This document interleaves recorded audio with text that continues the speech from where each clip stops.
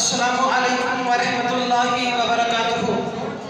معزز سامعین کرام، صدر محفل، آج میری تقریر کا موضوع ہے کہ نبی مکرم کا دوسرے مذاہب کے ماننے والوں کے ساتھ کیسا سلوک تھا۔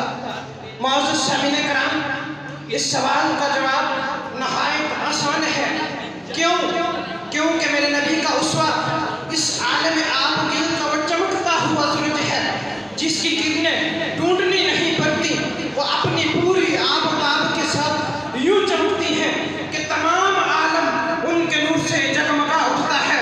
ان میں وما ارسلناک الا رحمۃ للعالمین کی وہ عالمگیر چمک موجود ہے کہ جب وہ منور کرنے پر آتی ہے، نہ عرب دیکھتی ہے، نہ عجم دیکھتی ہے، نہ کالا دیکھتی ہے، نہ گورا دیکھتی ہے، نہ نسل دیکھتی ہے، نہ نسل دیکھتی ہے، نہ ملت دیکھتی ہے اور نہ مذہب دیکھتی ہے۔ سامعین محترم، وہ کون سا ظلم تھا جو مشرکین مکہ نے سرکار دو عالم پر نہیں کیا؟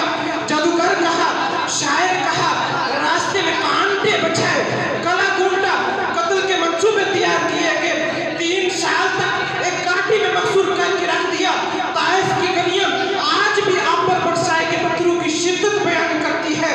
سامعین محترم، مکے میں مشرکین مکہ نے جینے نہ دیا، مدینے میں پہنچے تو یہودی جان کے دشمن ہو گئے۔ ان کی سازشیں آقا دو جہاں کے کھانے میں زہر ملانے کی صورت میں ظاہر ہوئی۔ عیسائی بھی مخالفتوں میں اوروں کے ہم قدم تھے، انہوں نے بھی کوئی موقع ہاتھ سے جانے نہ دیا اور شمع حق کو بجھانے کے لیے وہ ہر دم پھون کے مارتے رہے۔ صدر ذیقات، یہ سب سامنے کے دشمن تھے جن کی دشمنیاں نظر آتی تھی، مگر دشمنوں کی اس صف میں آستی کے کچھ سانپ ایسے بھی تھے جنہیں تاریخ منافقین کے نام سے جانتی ہے، جن کی زبان تو لا الہ الا اللہ کہتی تھی مگر ان کے دل ایمان کی دولت سے یکسر حالی تھے، جو دشمنی میں مشرکین اور یہود و نصارہ سے بھی آگے تھے۔